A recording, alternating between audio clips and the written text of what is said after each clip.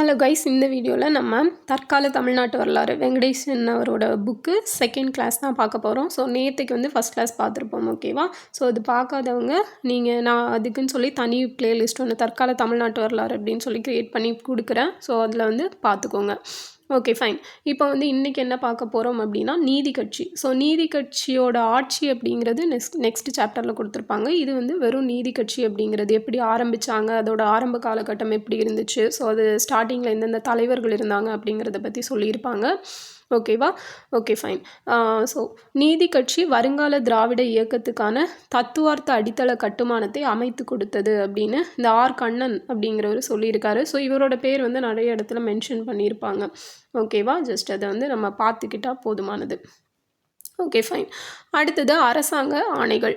So first எடுத்துட்டிங்க அப்படின்னா 19ஆம் நூற்றாண்டின் இடைப்பகுதியில் ஆங்கில அரசாங்கம் ஒரு ஆணையை பிறப்பித்தது அப்படின்னு சொல்லி கொடுத்துருக்காங்க. ஸோ இந்த ஆணையில் என்ன சொல்லியிருப்பாங்க அப்படின்னா, அரசாங்கத்தோட கீழ்நிலை பதவிகளுக்கான நியமனங்கள் ஒரு சில செல்வாக்கு மிக்க குடும்பங்களோட ஏகபோக உரிமையாக இருக்கக்கூடாது. ஸோ ஃபஸ்ட்டு நீதி கட்சி அப்படிங்கிறது ஸ்டார்ட் ஆகிறதுக்கு முக்கிய காரணமாக இருந்தது என்ன அப்படின்னா பிராமணர்களோட ஆதிக்கம் தான். ஸோ பிராமணர்களோட ஆதிக்கத்தினால பிராமணர் அல்லாதோர் வந்து அதிகமாக பாதிக்கப்பட்டாங்க. ஸோ அந்த நீதி கட்சி அப்படிங்கிறது வந்ததுக்கு அப்புறம் தான் என்ன ஆயிருக்கும் அப்படின்னா அந்த பிராமண ஆதிக்கம் அப்படிங்கிறது கம்மியாக இருக்கும். ஸோ அது மட்டும் இல்லாமல் அந்த ஜாப் ஆப்பர்ச்சுனிட்டிஸ் எல்லாமே வந்து நான் பிராமின்ஸ் அப்படிங்கிறவங்களுக்கும் மற்ற ஒரு வகுப்பை சேர்ந்தவங்களுக்கும் கிடச்சிருக்கும். ஸோ அதுக்கு ஒரு முக்கியமான காரணமாக நீதி கட்சி இருந்துச்சு அப்படிங்கிறதுல எந்த ஒரு மாற்று கருத்துமே கிடையாது.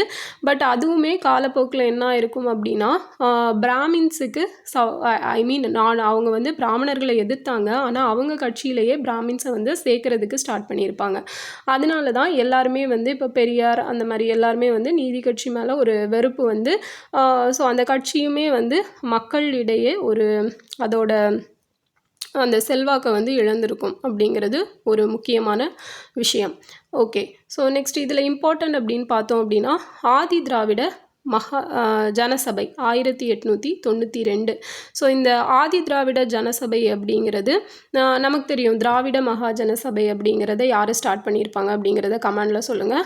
அதே மாதிரி ஆதி திராவிடர் ஜனசபை, ஆக்சுவலாக நம்ம ஆதி திராவிட மகா ஜனசபை அப்படிங்கிறது ரெட்டைமலை ஸ்ரீனிவாசன் அவர்கள் இல்லையா, அவர் தான் ஆக்சுவலாக பறையர் ஜனசபை அப்படிங்கிறத தொடங்கி அதுக்கப்புறம் அதை வந்து நேம் சேஞ்ச் பண்ணியிருப்பார், ஓகேவா? ஸோ இந்த ஆதி திராவிடர் முதல் முறையாக திராவிடர் என்ற பட்டப்பெயரை போட்டுக்கொண்டதாக குறிப்பிட்டுள்ளனர், ஓகேவா? இதில் தான் இந்த டைமில் தான் அந்த ஆதி திராவிடர் அப்படிங்கிற பெயர் வந்து ஃபேமஸ் ஆச்சு அப்படின்னு சொல்கிறாங்க. நெக்ஸ்ட் வந்து ஆதி திராவிட ஜனசபை அமைக்கப்பட்ட 3 ஆண்டுகளுக்கு பிறகு 1895 2 துண்டு பிரசுரங்கள் வெளியிடப்பட்டன. ஒன்று வந்து பிராமணர் அல்லாதோர் இனங்களும் இந்திய பொதுப்பணியும், இன்னொன்று வந்து பிராமணர் அல்லாதார் இனங்களை சீர் செய்வதற்கான வழிவகைகள், ஓகேவா? மெயினாக சொன்ன மாதிரி நான் பிராமின்ஸ்க்காக தொடங்கப்பட்டது தான் இது, ஓகேவா? அப்போ இதில் என்ன சொல்கிறாங்க அப்படின்னா எல்லா கவர்மெண்ட் ஜாப்ஸ்லேயும் பிராமணர்கள் தான் இருக்காங்க. ஸோ அப்படி இருக்கக்கூடாது, எல்லா வேலையிலையும் எல்லாரையும் சேர்த்துக்கணும் அப்படிங்கிற ஒரு கோரிக்கையை முன்வைக்கிறாங்க. அப்போது இந்த கோரிக்கையின் மூலமாக தான் முதலாக பிராமணர் அல்லாதோர்கிட்ட இருந்த பிரச்சனை வந்து வெளியிடப்பட்டுச்சு அப்படின்னு சொல்கிறாங்க.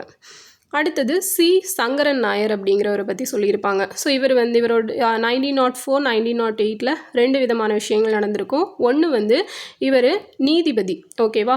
ஸோ நீதிபதி ஆகிறதுக்கு முன்னாடி பிரிட்டிஷார் என்ன சொல்லிட்டு இருந்தாங்க, சமத்துவம் சகோதரத்துவம் அப்படிங்கிறத பற்றி தான் பெருசாக பேசிகிட்டு இருப்பாங்க. ஸோ நமக்கு ப்ரியாம்பிள்லே கொடுத்துருப்பாங்க இல்லையா? ஸோ ஈக்குவாலிட்டி ஃப்ரெட்டர்னிட்டி, ஓகேவா? ஸோ இது எல்லாமே ஜாதி முறைக்கு முற்றிலும் மாறுபட்டது அப்படின்னு யார் சொல்லியிருக்காங்க அப்படின்னா இந்த சங்கரன் நாயர் அவர்கள் 1904 வந்து சொல்லியிருப்பார். அதே மாதிரி 1908 என்ன சொல்லியிருக்காரு அப்படின்னா சென்னை பல்கலைக்கழக பட்டதாரிகளுக்கு உரையாற்றிய நீதிபதி வர்ண ஜாதி முறை அகற்றப்படாதவரை அரசியல் முன்னேற்றம் அப்படிங்கிறது இருக்காது அப்படிங்கிறதையும் சொல்லியிருக்காரு. ஸோ இப்போ நமக்கே தெரியும் அரசியல் கட்சிகள் வந்து கையில் எடுக்கிற பெரிய ஆயுதம் எது அப்படிங்கிறது. ஸோ அதை வந்து எக்ஸ்பிளைன் பண்ணணும்னு அவசியம் இல்லை.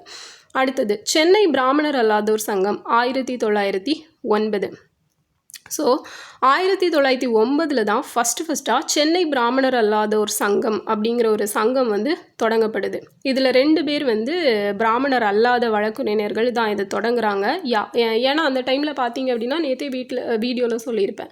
So most of the members வந்து இந்த மாதிரி இறங்குனவங்க எல்லாருமே லாயர்ஸ் தான். ஓகேவா? ஸோ அவங்களுக்கு தான் வந்து அந்த ஒரு போராடணும் அப்படிங்கிற ஒரு எண்ணம் வந்து ஆரம்ப காலகட்டத்தில் இருந்திருக்கு. ஸோ அந்த தைரியமும் இருந்திருக்கு. அண்டு இவங்க வந்து சுப்பிரமணியம் புருஷோத்தம நாயுடு. ஸோ இவங்க 2 பேரும் சேர்ந்து தான் இந்த சென்னை பிராமணர் அல்லாதோர் சங்கம் அப்படிங்கிற ஒரு அமைப்பை தொடங்குறாங்க. இந்த அமைப்போட நோக்கம் என்னவா இருக்குது அப்படின்னு பார்த்தீங்கன்னா, பிராமணர் அல்லாதவரிடையே கல்வியை பரப்புவது. ஓகேவா? பிராமணர் அல்லாதவரிடையே கல்வியை பரப்புறது தான் இதோட முக்கிய நோக்கம். அப்போ நீங்கள் எழுதிக்க வேண்டியது சென்னை பிராமணர் அல்லாதோர் சங்கம் 1909 போட்டுக்கோங்க. இவங்க 2 பேர் பேரையும் எழுதிக்கோங்க, சுப்பிரமணியம் புருஷோத்தம நாயுடு. ஸோ நோக்கம்னு போட்டு பிராமணர் அல்லாதவரிடையே கல்வியை பரப்புவது அப்படிங்கிறதையும் நோட் பண்ணிக்கோங்க. மேலும் இச்சங்கத்தில் 1000 உறுப்பினர்களை சேர்க்க திட்டமிட்டிருந்தனர். ஓகேவா? ஓகே. இப்போது சென்னை பிராமணர் அல்லாதோர் சங்கம் அப்படிங்கிறது தான் 20ஆம் நூற்றாண்டில் ஸ்டார்டிங்கில் ஆரம்பிக்கப்பட்ட முதல் அமைப்பு. அதாவது நீதி கட்சி அப்படிங்கிறதெல்லாம் ஸ்டார்ட் ஆகிறதுக்கு ஒரு ஆணி வேராக இருந்தது இந்த சென்னை பிராமணர் அல்லாதோர் சங்கம் தான். அடுத்தது சென்னை கூட்டமைப்பு குழு 1912. இது எதுவும் இல்லை, நம்ம புக்கில் கொடுத்துருப்பாங்கள்ல, சென்னை மெட்ராஸ் ஐக்கிய கழகம், மெட்ராஸ் யுனைடெட் லீக் அப்படிங்கிறது. ஸோ அதுதான் இது வந்து எப்போ ஸ்டார்ட் பண்ணப்படுது? 1912. ஸோ இந்த குழு என்ன பண்ணுது அப்படின்னா, பிராமணர் அல்லாத அரசாங்க அலுவலர்களால் ஆரம்பிக்கப்படுது. ஸோ எல்லாமே வந்து நான் பிராமின்ஸால் ஸ்டார்ட் பண்ணப்படுறது தான். ஓகேவா? So okay. ஸோ நான் பின்னாடி சொல்கிறேன். அரசாங்க நிர்வாகத்தில் பிராமணர் ஆதிக்கத்தால் பெரிதும் பாதிக்கப்பட்ட சரவணப்பிள்ளை, வீரசாமி நாயுடு, துரைசாமி நாயுடு, ஸோ இவங்க எல்லாம் தான் இந்த குழு தோன்றதுக்கு முக்கிய காரணமாக இருந்தாங்க அப்படின்னு சொல்லியிருக்காங்க. ஜஸ்ட் இதெல்லாம் என்ன அப்படிங்கிற ஸ்டோரி மட்டும் நம்ம தெரிஞ்சுக்கிட்டால் போதுமானது. அரசியல் சாராத இந்த அமைப்பு சமுதாய நடவடிக்கைகளில் தன்னை ஈடுபடுத்தி கொண்டது. அப்போ தெரிஞ்சுக்க வேண்டியது என்ன அப்படின்னா, இந்த மெட்ராஸ் யுனைடெட் லீக், மெட்ராஸ் ஐக்கிய கழகம் அப்படிங்கிறது ஒரு அரசியல் சாராத அமைப்பு அப்படிங்கிறத நம்ம தெரிஞ்சுக்கணும். ஸோ சென்னை கூட்டமைப்பு குழு தான் அதுக்கப்புறமா என்ன ஆச்சு அப்படின்னா, சென்னை திராவிடர் சங்கம்னு சொல்லி பெயர் மாற்றம் பெற்றிருக்கு 1912 அக்டோபர் 1. ஓகேவா? ஸோ அப்போது மருத்துவ மாணவராக இருந்த சி. நடேச முதலியார் இச்சங்கத்தோட செயலாளராகவும் இருந்திருப்பார். ஸோ சென்னை திராவிடர் சங்கத்தோட சாதனைகள் அப்படின்னு பார்த்தோம் அப்படின்னா, ஒரு குறிப்பிடத்தக்க சாதனைகள் அப்படின்னு சொல்லி ஒரு 4 பாயிண்ட் கொடுத்துருப்பாங்க. என்ன அப்படின்னா, சென்னையில் இச்சங்கத்தோட கிளைகள், பிரான்ச்சஸ் எல்லாம் ஓப்பன் பண்ணியிருப்பாங்க. ஸோ அதே மாதிரி சென்னையில் வந்து நான் பிராமின் ஸ்டூடெண்ட்ஸ்க்குன்னு சொல்லியே ஸ்பெசிஃபிக் ஹாஸ்டல்ஸ் எல்லாம் தொடங்கியிருப்பாங்க. ஓகேவா? ஸோ அதில் தான் வந்து நடேசன் முதலியார் அவர் தான் வந்து மெயின் பங்காற்றி இருப்பார். அந்த நான் பிராமின் ஸ்டூடெண்ட்ஸுக்கு ஹாஸ்டல்ஸ் ஓப்பன் பண்ணது அவர் தான். அண்ட் சென்னையிலிருந்து பிராமணர் அல்லாதோர் பட்டதாரிகளை ஆண்டுதோறும் அழைத்து அவர்களுக்கு இதோட நோக்கம் இதெல்லாம் பற்றி எடுத்து சொன்னாங்க. ஏன்னா எடுத்து சொன்னால் தான் மக்களுக்கு தெரியும் இல்லையா? அப்போ தான் இது இயக்கம் வந்து பல இடங்களுக்கு பரவும். அப்போ சங்க கோரிக்கைகளை உள்ளடக்கிய 2 நூல்களும் வெளியிட்டிருப்பாங்க. ஓகே. அடுத்தது ராயல் கமிஷன் 1912. ஸோ இந்த ராயல் கமிஷன் அப்படிங்கிறது அரசாங்க பணிகளுக்காக அமைக்கப்பட்டிருக்கும். ஸோ அந்த டைமில் இந்த ராயல் கமிஷன் அமைச்ச டைமில் சென்னை சட்டமன்ற உறுப்பினராக இருந்த பி. தியாகராய செட்டி. ஸோ இந்த ராயல் கமிஷன் எல்லாம் பார்த்தீங்க அப்படின்னா நமக்கு ஸ்கூல் புக்கில் 1913 கொடுத்துருப்பாங்க, 11th புக்கில் இருக்கும். அந்த அலெக்சாண்டர் கார்டியூ சம்திங் நேம். ஓகேவா? ஸோ அதெல்லாம் வந்து ஸ்கூல் புக்கில் இருக்கிற கண்டென்ட்டே பார்த்துக்கோங்க. இந்த வெங்கடேஷன் புக்கை பொறுத்த வரைக்கும் சில இயர்ஸ் எல்லாம் கொஞ்சம் சேஞ்ச் ஆகிருக்கும். நேற்றே சொல்லியிருப்பேன், இயர்ஸ் சேஞ்ச் ஆகிருக்கும். அதே மாதிரி நேற்று கூட ஒருத்தர் கமெண்டில் சொன்னார், அந்த ஸ்பெல்லிங் மிஸ்டேக்ஸ் எல்லாம் நிறைய இருக்கும்னு. அது அப்படி தான் இருக்கும். ஸ்பெல்லிங் மிஸ்டேக் இருக்கும், இயரும் இருக்கும். ஓகேவா? இயரும் கொஞ்சம் சேஞ்சஸ் இருக்கும். ஸோ அந்த நமக்கு ஸ்கூல் புக்கில் இருக்க இயர் வந்து நம்ம ஸ்கூல் புக்கில் இருக்கிற இயரை தான் கண்டிப்பாக ஃபாலோ பண்ணணும். ஓகேவா? அப்போ தான் நம்ம வந்து அதை ப்ரூஃபாகவும் வைக்க முடியும். ஃபைன். இப்போது இந்த பி. தியாகராய செட்டி அக்கமிஷனை சந்தித்து மாகாண அரசாங்க பதவிகளை பிராமணர்கள் ஆக்கிரமித்து கொண்டிருக்கிறார்கள் என்பதை புள்ளி விவரங்களுடன் விளக்கினார். ஸோ இந்த கமிஷன் என்ன பண்ணுது அப்படின்னா 42 சாட்சிகளை விசாரிக்குதுன்னு சொல்கிறாங்க. ஸோ இந்த நம்பர்ஸ் எல்லாம் கொஞ்சம் நோட் பண்ணிக்கோங்க. டிஎன்பிஎஸ்சி இப்போ இப்படி தான் இறங்கிட்டாங்க. ஓகேவா? இந்த மாதிரி இத்தனை பேர் இத்தனை மெம்பர்ஸ் அப்படின்னு சொல்லி கேட்டு லாக் வைக்கிறாங்க. அவங்களில் ஒருத்தரான வருவாய் கோட்ட அதிகாரி பாலாஜி ராவ் நாயுடு. ஓகேவா? பிராமணர் அல்லாதோர் நலனை பாதுகாப்பதற்கான ஒரு வழி, சாதி வாரியான விகிதாச்சார பிரதிநிதித்துவம் அப்படிங்கிறத வலியுறுத்தி இருக்காரு. ஓகேவா? ஸோ இந்த ஓகேவா. ஸோ 42 சாட்சிகளை விசாரித்ததில் ஒருத்தர் வந்து பாலாஜி ராவ் நாயுடு. அவர் தான் என்ன சொல்கிறாரு அப்படின்னா, நான் பிராமின்ஸோட நலனை பாதுகாக்கணும் அப்படின்னா இந்த சாதி வாரியான விகிதாச்சார பிரதிநிதித்துவம் அதுதான் ஒரே வழி அப்படின்னு சொல்கிறாரு. உங்களுக்கான கொஷின் இந்த இடத்துல ஃபஸ்ட்டாக பிஃபோர் இண்டிபெண்டன்ஸ் ஆகட்டும், ஆஃப்டர் இண்டிபெண்டன்ஸ் ஆகட்டும், சாதிவாரி கணக்கெடுப்பு. ஓகே, ஆஃப்டர் இண்டிபெண்டன்ஸ் சாதிவாரி கணக்கெடுப்பு ஃபஸ்ட்டாக சுதந்திரத்துக்கு அப்புறமா எந்த ஸ்டேட்டில் எடுத்தாங்க அப்படிங்கிறத கமெண்டில் சொல்லுங்கள். ஸோ நம்ம கரண்ட் அஃபேர்ஸ் வீடியோஸ்லேயே அதை வந்து நிறைய டைம் சொல்லியிருக்கேன். ஸோ அதை மட்டும் கமெண்ட் பண்ணுங்கள். அடுத்தது கடித கிளர்ச்சி 1915. ஸோ 1915 21 லெட்டர்ஸ் வச்சு ஒரு புக் வந்து ரிலீஸ் பண்ணுறாங்க. இந்த கடிதம் எல்லாமே யாரால் எழுதப்பட்டுச்சு அப்படின்னா, அந்த சங்கரன் நாயர் அப்படிங்கிறவரை படித்தோம் இல்லையா, ஒரு நீதிபதி 1904-8 2 விஷயங்கள் பண்ணியிருப்பார் அப்படின்னு சொல்லி. ஸோ அந்த அரசியல் நோக்கங்களுக்காக பண்ணப்படக்கூடியது அப்படின்னு எல்லாம் சொன்னார். ஸோ அவர் தான் வந்து இந்த லெட்டர்ஸ் வந்து எழுதுகிறாரு. ஸோ இது எல்லாமே வந்து பிராமணர் அல்லாத தலைவர்கள் எல்லாரையும் வந்து சிந்திக்க வைக்குது. ஓகேவா. உள்ளாய்வு செய்தோர் ஊக்கமிட்டனர். திராவிட மகாசபை என்ற அரசியல் அமைப்பை உருவாக்கி அதன் கிளைகளை மாவட்டம் கிராமங்களில் துவக்க வேண்டும் அப்படிங்கிற ஒரு எண்ணமும் என்ன இது திராவிட மகாசபை. ஸோ இந்த நூல் வெளியிட்ட அதே வருஷம் 1915 சங்கரன் நாயர் எழுதிய திராவிட பிரபலங்கள் அப்படிங்கிற நூலும் வெளியிடப்படுது. ஓகேவா. சங்கரன் நாயர் எழுதின நூல் இது திராவிட பிரபலங்கள், மறக்கக்கூடாது. திராவிட பிரபலங்கள் சங்கரன் நாயர் எழுதினது. ஸோ நேற்று வந்து தமிழ்நாடு அப்படிங்கிற ஒரு நூல் பார்த்துருப்போம். அது யார் எழுதினது அப்படிங்கிறத கமெண்டில் சொல்லுங்கள். நெக்ஸ்ட்டு தேர்தல் திருப்புமுனை 1916.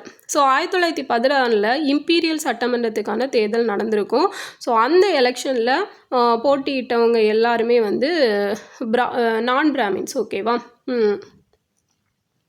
ஸோ அந்த நான் பிராமின்ஸ் போட்டியாளர்கள் எல்லாமே பிராமின் போட்டியாளர்களால் தோற்கடிக்கப்பட்டிருப்பாங்க.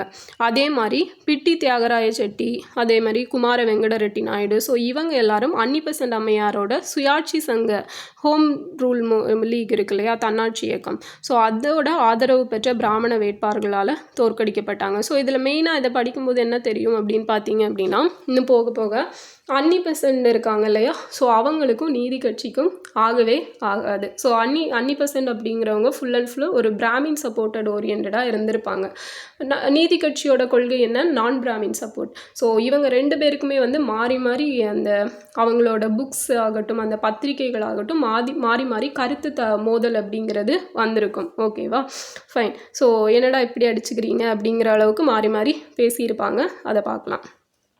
ஓகே, நெக்ஸ்ட்டு பார்த்தோம் அப்படின்னா, நீதி கட்சி வந்து இந்த மாதிரியான விஷயங்களால் தான் ஓகே நீதி கட்சி அப்படிங்கிற ஒன்று வேணும், அப்போ தான் வந்து நான் பிராமின்ஸ்க்கு எதிராக நம்ம வந்து குரல் கொடுக்க முடியும் அப்படிங்கிறது வந்து நான் பிராமின்ஸ்க்காக குரல் கொடுக்க முடியும் அப்படிங்கிற ஒரு நோக்கத்துக்காக தான் நீதி கட்சி தோன்றுது. அப்போ நீதி கட்சியின் தோற்றம் அப்படின்னு பார்த்தோன்னா 1916. ஸோ இம்பீரியல் சட்டமன்ற எலெக்ஷன் முடிஞ்சிருச்சு. நம்ம பிடி தியாகராயர் எல்லாருமே வந்து தோத்துட்டாங்க.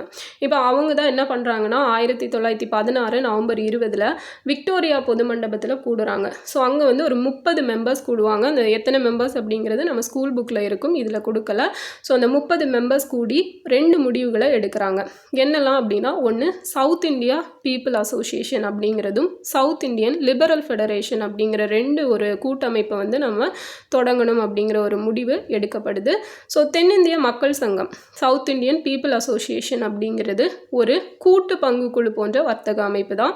இதோட நோக்கம் என்னன்னு பார்த்தோம் அப்படின்னா, மெயினாக நம்ம என்ன படிச்சிருப்போம்னா, south Indian people association liberal federation 2மே வந்து சேம் தான் அப்படிங்கிற மாதிரி படிச்சிருப்போம். பட் இங்கே வந்து 2மே தனித்தனியாக கொடுத்துருக்காங்க, ஜஸ்ட் தெரிஞ்சுக்கோங்க. ஓகேவா. ஓகே, இப்போது இவங்களோட நோக்கம் என்ன மெயினாக பார்த்தோன்னா, இங்கிலீஷ், தமிழ், தெலுங்கு, ஸோ 3 மொழியிலையும் ஒரு நியூஸ் பேப்பரை உருவாக்குறோம், பிராமணர் அல்லாதவரோட குறைகளை வெளியிடுறோம் அப்படிங்கிறது தான் நோக்கம். ஸோ ஓகே, ஏன் தமிழ், தெலுங்கு அப்படின்னலாம் இருந்துச்சுன்னா, நமக்கு தெரியும் சென்னை மாகாணம் அப்படிங்கிறது அந்த காலத்தில் எல்லாத்தையுமே உள்ளடக்கி இருந்துச்சு. தெலுங்கு பேசுகிற மக்கள், கன்னடம் பேசுகிற மக்கள், மலையாளிஸ், ஸோ இந்த மாதிரி எல்லாரோட பகுதிகளும் அடங்கியதான் சென்னை மாகாணமாக இருந்தது. அப்போ எல்லா லாங்குவேஜ்லேயும் நியூஸ் பேப்பர்ஸ் ரிலீஸ் பண்ணால் மட்டும்தான் அவங்களால எல்லாருக்கும் விழிப்புணர்வு அப்படிங்கிறத ஏற்படுத்த முடியும். ஸோ இந்த தென்னிந்திய மக்கள் சங்கத்தோட செயலாளராக யார் இருந்திருப்பாங்க அப்படின்னா, தியாகராய செட்டி வந்து இருந்திருப்பார். அடுத்தது சவுத் இந்தியன் லிபரல் ஃபெடரேஷன். ஓகேவா? ஸோ தென்னிந்திய நல உரிமை சங்கம் இது வந்து ஒரு அரசியல் கட்சின்னு சொல்கிறாங்க. இதோட நோக்கம் என்னென்னா பிராமணர் அல்லாதோர் உரிமைக்கு நலனுக்கு குரல் கொடுக்கறது. ஸோ நல்லா பார்த்துக்கணும், சவுத் இந்தியா பீப்புள் அசோசியேஷனோட நோக்கம் தான் அந்த செய்தித்தாள்கள் எல்லாம் வெளியிடுறது. சவுத் இந்தியா லிபரல் ஃபெடரேஷனோட நோக்கம் வந்து பிராமணர் அல்லாதோர் உரிமைக்கும் நலனுக்கும் போராடுறது. ஓகேவா?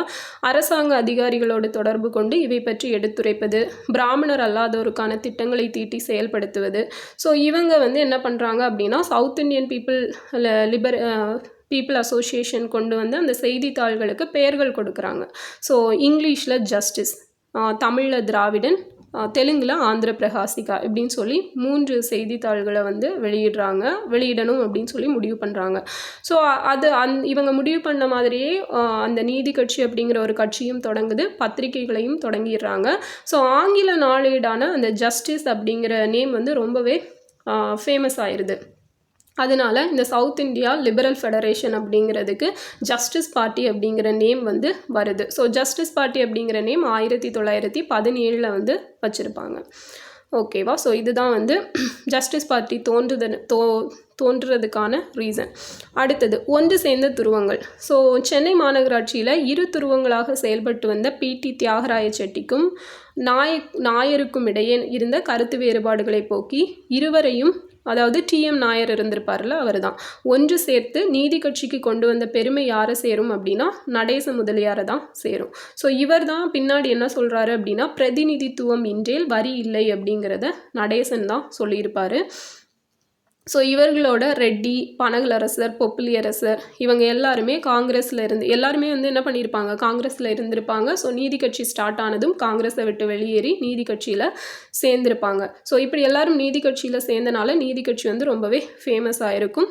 ஓகே, அடுத்தது பிராமணர் அல்லாதார் பிரகடனம் 1916. ஸோ 1916 டிசம்பர் மாதம் தியாகராய செட்டி வந்து வரலாற்று சிறப்பு மிக்க பிராமணர் அல்லாதார் பிரகடனத்தை வெளியிடுறாரு. ஸோ இது வந்து நிறைய டைம் ப்ரீவியஸ் இயர் கொஷினில் கேட்டிருக்காங்க, ஸ்கூல் புக்லேயுமே இருக்குது. நான் பிராமின் மேனிஃபெஸ்டோ வெளியிட்டது யாருன்னா தியாகராய செட்டி தான். ஸோ அதோட முக்கிய அம்சங்களாக என்ன விஷயங்கள் எல்லாம் இருந்திருக்கும் அப்படின்னு பார்த்தோம் அப்படின்னா இந்தியர்கள் வந்து இன்னுமே ஒரு சுயாட்சிக்கு தயாராகலை அப்படின்னு சொல்லி. ஏன்னா ஒரு பக்கம் அன்னிபெசன்ட் அம்மையார் என்ன சொல்லிகிட்டு இருப்பாங்க, எங்களுக்கு வந்து ஒரு டொமினியன் அந்தஸ்து தரணும், பிரிட்டிஷுக்கு உள்ளேயே நாங்கள் வந்து சுயாட்சியாக செயல்படணும் அப்படின்னு சொல்லி அன்னிபெசன்ட் ஒரு பக்கம் சொல்லிகிட்டு இருப்பாங்க. ஆனால் தியாகராய செட்டி என்ன சொல்கிறாரு அப்படின்னா இன்னும் நம்ம மக்கள் வந்து அதுக்கு ப்ரிப்பேர் ஆகலை அப்படிங்கிறத சொல்லியிருக்காரு. இந்நிலையில் பிரிட்டிஷார் இந்தியர்களுக்கு சுயாட்சி வழங்கினால் அது பிராமணர்கள் பிறர் மீது ஆதிக்கம் செலுத்துவது தான் முடியும். ஓகேவா? ஸோ அப்போ ரெண்டு பேருக்கும் என்ன ப்ராப்ளம் அப்படின்னு தெரியுதா? இவங்க பிராமணர் அல்லாதவருக்காக போராடுறாங்க. அப்போ அன்னிபெசன்ட் என்ன நினச்சாங்க அப்படின்னா சுயாட்சி வாங்கணும் அப்படின்னு நினச்சாங்க. அப்போ இவர் என்ன சொல்கிறாரு, சுயாட்சி வாங்கி அதை லீட் பண்ணுற அளவுக்கு நம்ம மக்களுக்கு இன்னும் அந்த அளவுக்கு வந்து கேப்பபிலிட்டி வளரலை. ஸோ இந்த டைமில் நீங்கள் சுயாட்சி கொடுத்தீங்க அப்படின்னா ஃபுல்லாக அகெயின் எல்லாமே பிராமின்ஸ் கையிலையே போயிடும், எல்லா மக்களையும் பிராமின்ஸ் வந்து ஆள்ற மாதிரி இருக்கும் அப்படிங்கிறது தான் தியாகராய செட்டி சொல்கிறாரு. அப்போ சென்னை ராஜதானியின் மக்கள் தொகையில் 3% மட்டும்தான் பிராமின்ஸ் இருந்திருப்பாங்க. ஆனால் அந்த 3% பிராமின்ஸ் வந்து மேக்ஸிமம் எல்லாருமே கவர்மெண்ட் ஜாப்ஸில் இருந்திருப்பாங்க. ஸோ அதுவுமே ஒரு பெரிய குற்றச்சாட்டாக வைக்கப்பட்டிருக்கும். அடுத்தது மிக பெரும்பான்மையில் உள்ள பிராமணர் அல்லாதோர் அரசாங்கத்துக்கு வரி செலுத்துகின்றனர், ஆனால் அவர்களுக்கு அரசாங்க வேலையிலும் கல்வியிலும் உரிய இடம் கொடுக்கப்படவில்லை அப்படிங்கிறத சொல்கிறாங்க. ஸோ இந்த தான் நான் பிராமின்ஸுக்கான ப்ராப்ளம்ஸ் எல்லாத்தையும் இதில் சொல்லியிருப்பாங்க. ஸோ அப்போ மக்கள் சுயாட்சி பெறணும் அப்படின்னா முதல்ல என்ன ஆகணும் அப்படின்னா ஜாதி வேறுபாடுகள் எல்லாம் நீக்கப்படணும் அப்படிங்கிறது மெயின் ஒரு கோரிக்கையாக வச்சுருப்பாங்க. ஓகே, ஸோ இந்த பிரகடனம் பிராமணர் அல்லாதோர் பிரகடனம் இருக்கு இல்லையா, ஸோ இதை தான் என்ன சொல்கிறாங்க அப்படின்னா பிராமணர் அல்லாதாரின் மேக்னா கார்ட்டா அப்படின்னு சொல்கிறாங்க. ஓகே, ஸோ இந்த பாயிண்ட் வந்து முக்கியமானது. அடுத்தது கண்டன குரல். ஸோ பிராமணர் அல்லாதார் பிரகடனம் அடையாள அரசியல் அறிவிப்பாகவும் அழைப்பாகவும் இருந்தது. ஸோ இந்த அறிவிப்பு பிராமணர் அல்லாதவருக்கு ஒரு தனிப்பட்ட அடையாளத்தை கொடுத்தது அப்படின்னு சொல்லியிருக்காங்க. ஸோ இந்த பிராமணர் அல்லாதார் என்ற அடையாளத்தை வலிமைப்படுத்த இந்த சொல் நான் பிராமின் அப்படிங்கிற ஒரு சொல் வந்து இந்த பிராமணர் அல்லாதார் அறிக்கையில் 13 இடங்களில் பயன்படுத்தப்பட்டிருக்கு. ஸோ இதையும் பார்த்துக்கோங்க. ஏன்னா நம்ம டிஎன்பிஎஸ்சி வந்து இப்படி தான் கொஷின் கேட்பாங்க. ஓகே, கேட்குறதுக்கு எவ்வளோ பாயிண்ட்ஸ் இருக்கும் அதெல்லாம் விட்டுட்டு இந்த மாதிரி தான் கேட்பாங்க. ஏன்னா இப்போ கேட்டிருந்தாங்க இல்லையா Mandal commission. So Mandal commission 11 பரிந்துரைகள் கொடுத்தாங்க அப்படிங்கிறது நமக்கு தெரியும். ஸோ அது வந்து ஓகே, சமூகம், கல்வி, பொருளாதாரம் அதுவும் தெரியும். அதையும் தாண்டி ஒரு படி மேலே போய் சமூகத்துக்கு இவ்வளவு, கல்விக்கு இவ்வளவு, பொருளாதாரத்துக்கு இவ்வளவு அப்படிங்கிற அளவுக்கு டீப்பாக இறங்கிட்டாங்க. அதனால் இதையும் தெரிஞ்சு வச்சுக்கோங்க. எனினும் தேசிய பத்திரிகைகள் இப்பிரகடனத்தை சர்ச்சைக்குரிய ஆவணமாகவே பார்த்தது அப்படின்னு சொல்கிறாங்க. ஓகேவா. நெக்ஸ்ட் என்ன அப்படின்னா இது பாருங்கள், இந்து நேசன் பத்திரிகை இந்திய சங்கம் துவங்கப்பட்டதை பற்றிய சந்தேகத்தை கிளப்பியதுன்னு சொல்லியிருக்காங்க. ஸோ அன்னி பெசண்டோட நியூ ஏஜ் அப்படிங்கிற ஒரு பிரகடனம் என்ன சொல்லியிருக்காங்க அப்படின்னா, நீதி கட்சியும் இந்த பிரகடனமும் ஓகேவா. ஸோ நியூ ஏஜ் அப்படிங்கிற பத்திரிகையில் என்ன சொல்லியிருக்காங்க, பிராமணர் அல்லாதார் பிரகடனமும் நீதி கட்சியும் அகால மரணம் அடையும் அப்படின்னு ஒரே வார்த்தையில் முடிச்சிட்டாங்க அன்னி பெசன்ட். ஸோ இது செட்டியாரின் பிரகடனம் என்று வர்ணித்தது எது, டைம்ஸ் ஆஃப் இந்தியா. ஓகே, அப்போ நீங்கள் என்ன பண்ணிக்கணும், பிராமணர் அல்லாத ஒரு பிரகடனம்னு போட்டு யார் யார் என்னென்ன சொல்லியிருக்காங்க அப்படிங்கிறத கொஞ்சம் நோட் பண்ணிக்கோங்க. ஸோ ஓகே, அடுத்தது டைம்ஸ் ஆஃப் இந்தியா ஒன்று சேர்ந்து செயல்படக்கூடிய ஒருமித்த பிராமணர் அல்லாதார் என்ற வகுப்பார் யாரும் இல்லை என்று கூறியது.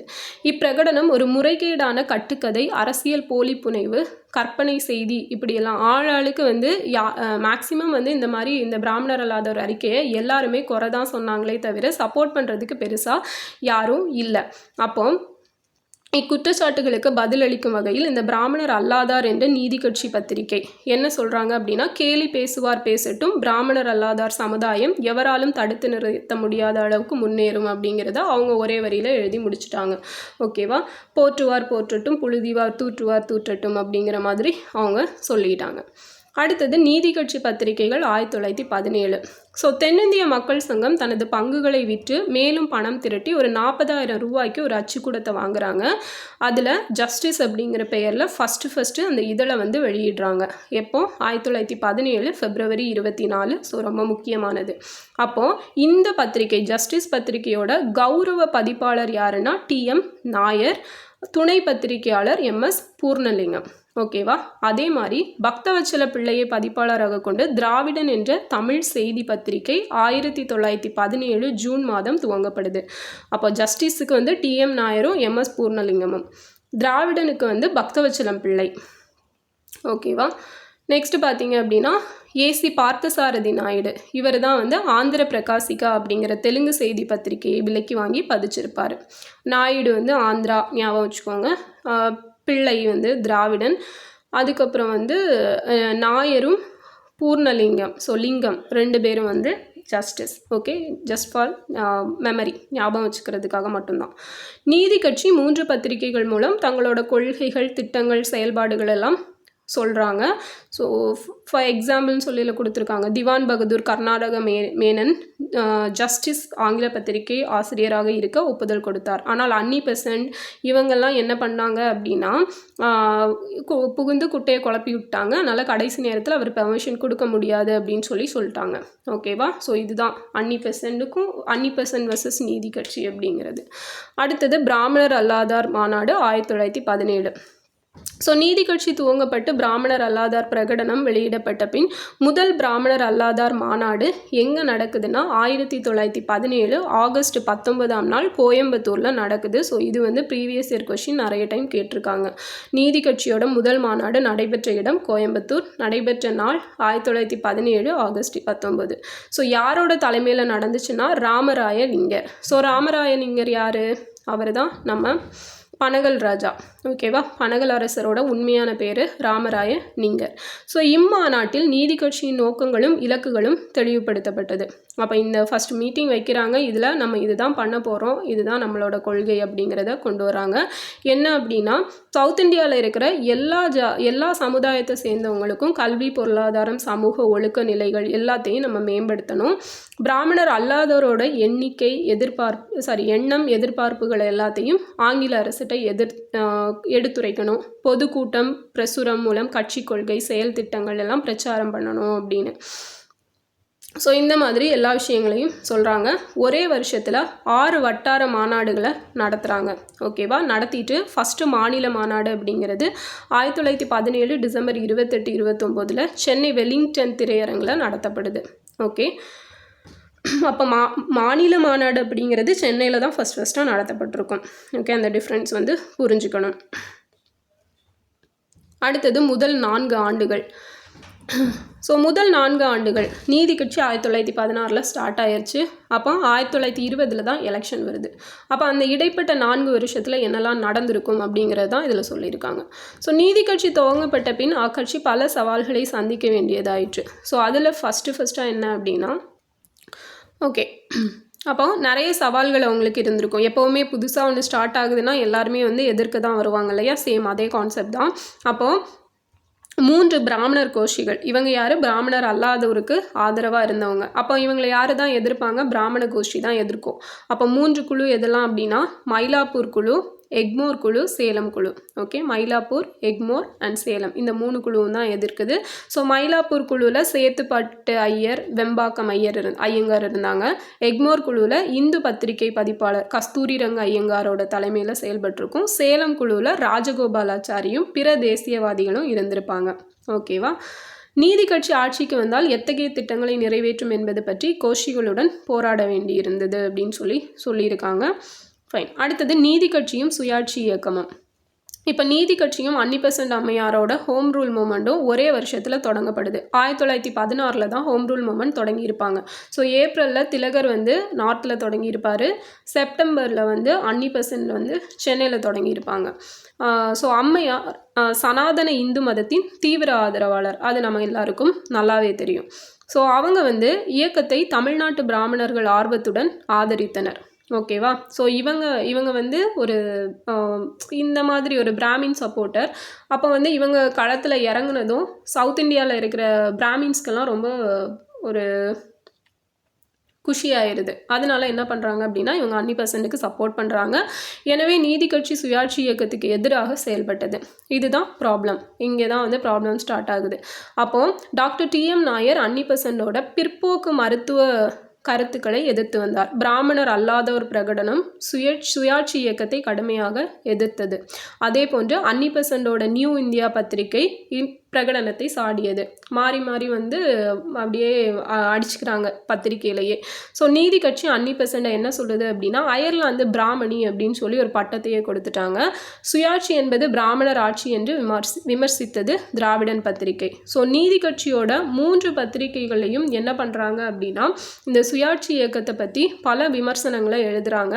வெள்ளைக்கார பெண்மணியால் துவங்கப்பட்ட சுயாட்சி இயக்கத்தின் எதிர்மறை பயனை பிராமணர்கள் தான் அறுவடை செய்வர் அப்படிங்கிறதையும் நீதி கட்சி சொல்கிறாங்க. ஸோ இந்த மாதிரி மாறி மாறி எழுதிக்கிறாங்க.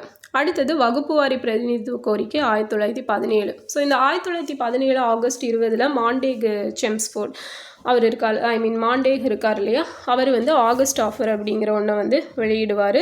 ஸோ இது நமக்கு தெரியும், அந்த டேட் ரொம்ப முக்கியம். 1917 ஆகஸ்ட் 20 அப்படிங்கிறது. ஸோ இது வந்து நீதி கட்சிக்கு ஒரு புதிய நம்பிக்கையும் உத்வேகத்தையும் கொடுத்துருக்கும். ஏன் அப்படின்னா, இந்த பிரகடனம் வந்து அரசாங்கத்தில் இந்தியர்களுக்கு வந்து நம்ம முக்கிய பிரதிநிதித்துவம் கொடுப்போம், ஸோ சுயாட்சி உள்ளாட்சி நிறுவனங்கள் அமைப்பது பற்றியும் அறிவிச்சிருக்கும். ஓகேவா? அப்போது இந்த அறிவிப்பை இது வந்து இந்த அறிவிப்பு அப்படிங்கிறது 2 பார்ட்டிக்குமே வந்து ஒரு சாதகமான அறிவிப்பாக இருந்திருக்கும்.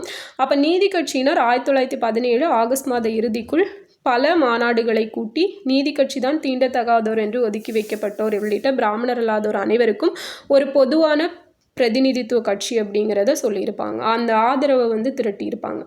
செட்டி அனுப்பிய கேபிள். ஸோ நீதி கட்சி தலைவர் தியாகராய செட்டி காலம் கடத்தாமல் மாண்டேகுக்கு ஒரு கடலடி தந்தி ஒன்று அனுப்புகிறாரு. அதில் என்ன சொல்கிறாரு அப்படின்னா, நான் பிராமின்ஸுக்குன்னு சொல்லி தனியாக வாக்காளர் தொகுதி வேணும் அப்படின்னு சொல்கிறாரு. அதே மாதிரி வகுப்புவாரி பிரதிநிதித்துவத்தோட அடிப்படையில் வேலையில் இடஒதுக்கீடும் கொடுக்கணும் அப்படிங்கிறதையும் சொல்லியிருக்காரு. ஸோ இது வந்து எப்படி இருக்கணும் அப்படின்னா, மின்டோ மார்லி சீர்திருத்தம் 1909 முஸ்லீம்களுக்கு பிரதிநிதித்துவம் கொடுத்துருப்பாங்கல்ல, ரிசர்வேஷன். ஸோ அதுக்கு ஈக்குவலாக இருக்கணும் அப்படிங்கிறதையும் அவர் மென்ஷன் பண்ணி. நெக்ஸ்ட்டு சென்னை மாகாண சங்கம் ஸோ நீதி கட்சியோட நிலைப்பாட்டை அறிந்த பிராமணர் அல்லாத பிரபல காங்கிரஸ்காரர்களான ஈவே ராமசாமி நாயக்கர், திருவிகா, வரதராஜலு நாயுடு, கேசவ பிள்ளை இவங்க எல்லாரும் சேர்ந்து சென்னை மாகாண சங்கம் அப்படிங்கிற ஒரு அமைப்பை வந்து ஸ்டார்ட் பண்ணுறாங்க. மெட்ராஸ் பிரசிடென்சி அசோசியேஷன் அப்படிங்கிறத இந்த காங்கிரஸ்காரங்களாம் சேர்ந்து ஸ்டார்ட் பண்ணுறாங்க. ஸோ இதுவுமே நீதி கட்சிக்கு போட்டியாக துவங்கப்பட்டது தான். ஓகேவா? அப்போ எல்லாருமே வந்து நீதி கட்சிக்கு எகெயின்ஸ்டாக தான் எழும்புறாங்க, நான் பிராமின்ஸுக்கு எகெயின்ஸ்டாக எழும்புறாங்க. ஓகேவா? சென்னை மாகாண சங்கமும் தாழ்த்தப்பட்டோர் பிற்படுத்தப்பட்டோர் நலனுக்காக பாடுபட போவதாக அறிவித்தது. அதே சமயம் அச்சங்கம் பிரிட்டிஷ் அரசாங்கத்தை எதிர்த்தது. ஸோ இதில் என்ன டிஃப்ரென்ஸ்ன்னு பார்த்தீங்க அப்படின்னா, இந்த மெட்ராஸ் பிரசிடென்சி அசோசியேஷனும் நாங்களும் நான் பிராமின்ஸ்க்காக தான் போராட போகிறோம், ஆனால் பிரிட்டிஷுக்கு சப்போர்ட் பண்ண போகிறதில்ல. பட் நீதி கட்சின்னா நாங்கள் பிரிட்டிஷ்க்கு சப்போர்ட் பண்ணுவோம். சப்போர்ட் மீன்ஸ் அவங்க வந்து எங்களுக்கு ஃபேவராக நடக்கிற மாதிரி பண்ணுவோம். அவங்களுக்கு அவங்க சொல்கிறத கேட்டுட்டு அதே நேரத்தில் எங்களுக்கு ஃபேவராகவும் நீங்கள் நடக்கணும் அப்படிங்கிற மாதிரி கோரிக்கைகள் எல்லாம் வைப்போம். அப்படிங்கிற வெளிப்படையாக எதிர்க்க மாட்டோம் அப்படிங்கிறது தான் நீதி கட்சி. ஆனால் இவங்க என்ன சொல்கிறாங்கன்னா, நாங்கள் பிரிட்டிஷை வந்து எதிர்ப்போம் அப்படின்னு சொல்லி சொல்கிறாங்க. ஸோ அன்னிபெசன்ட் அம்மையாரும் பிற பிராமண தலைவர்களும் நீதி கட்சியின் செல்வாக்கை குறைப்பதற்காக மேற்கண்ட சதி அப்படின்னு சொல்லி ஒவ்வொரு விஷயத்தையும் சொல்கிறாங்க. அடுத்தது பார்த்தீங்க அப்படின்னா மாண்டேகுவின் சென்னை வருகை. ஸோ இந்த டைமில் மாண்டேகு வந்து இப்போ ஆகஸ்ட் ஆஃபர் வந்து ரிலீஸ் பண்ணிட்டாரு 1917 ஆகஸ்ட் 20. இப்போ ஆகஸ்ட் 17 டிசம்பரில் அவர் வந்து சென்னைக்கு வர்றாரு. எதுக்காக அப்படின்னா பிரதிநிதித்துவ அமைப்பு மற்றும் உள்ள பிரமுகர்களோட கருத்துக்கள், திட்டங்கள் எல்லாம் நம்ம தெரிஞ்சுக்கணும் அப்படிங்கிறதுக்காக சென்னை வராரு. அப்போ நீதி கட்சியோட சார்பாக கந்தசாமி செட்டியும் சென்னை மாகாணத்தோட சார்பாக கேசவ பிள்ளையும் மாண்டேகுவை சந்திக்கிறாங்க. நீதி கட்சியின் சார்பாக அளிக்கப்பட்ட பொதுநிலை அறிக்கையில் 5 வகுப்பினருக்கு பிரதிநிதித்துவம் கொடுக்கணும்னு சொல்கிறாங்க. யாருன்னா பலிஜா நாயுடு, பிள்ளைமார், வேளாள முதலியார், செட்டியார், பஞ்சமர், இந்த 5 பிரிவை சேர்ந்தவங்களுக்கும் பிரதிநிதித்துவம் ரிசர்வேஷன் அப்படிங்கிறது கொடுக்கணும் அப்படின்னு சொல்லி சொல்கிறாங்க. இவர்களோடு 4 பிராமண வகுப்பாருக்கும் பிரதிநிதித்துவம் கோரப்பட்டது.